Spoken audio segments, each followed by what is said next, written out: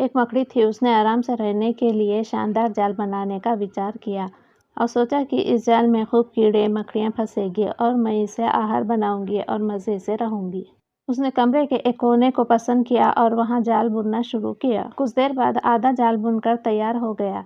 यह देखकर वहाँ मकड़ी काफ़ी खुश हुई कि तभी अचानक उसकी नज़र एक बिल्ली पर पड़ी जो उसे देखकर हंस रही थी। मकड़ी को गुस्सा आ गया और वहाँ बिल्ली से बोली, हंस क्यों रही हो?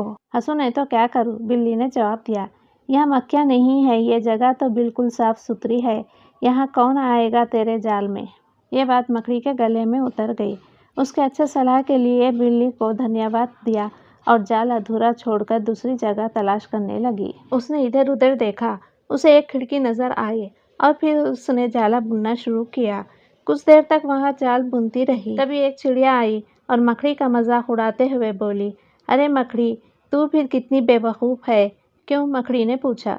चिड़िया उसे समझाने लगी, अरे यहाँ तो खिड़की से तेज हवा आती है, यहाँ तो तू अपने जाल के साथ ही उड़ जाएगी। मकड़ी को चिड़िया की बात ठीक लगी और वहाँ भी जाला अधूरा बना छोड़कर सोचने लगी, अब कहाँ पर जाला बनाया जाए। समय काफी बीत चुका था और वहाँ उसे भूख भी लगने लगी थी। अब उसे एक अलमारी का खुला दरवाजा दिखा और उसने उसी में अपना जाला बुनना शुरू किया। कुछ जाला बुना ही था, तभी उसे एक कॉकरोच नजर आया जो जाले को अचरज भरे नजरों से देख रहा था।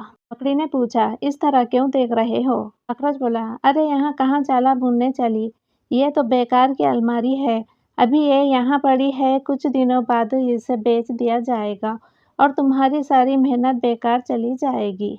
यह सुनकर मकड़ी ने वहाँ से हट जाना ही बेहतर समझा।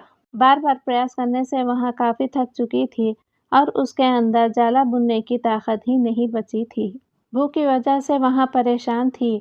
उसे पछतावा हो रहा था कि अगर पहले ही जाला बुन लेती तो अच्छा रहता, पर अब वहाँ कुछ नहीं कर सकती थी, उसी हालत में पड़ी रही। जब मकड़ी को लगा कि अब कुछ नहीं हो सकता है तो उसने पास से गुजर रही चिमटी से मदद करने का आग्रह किया।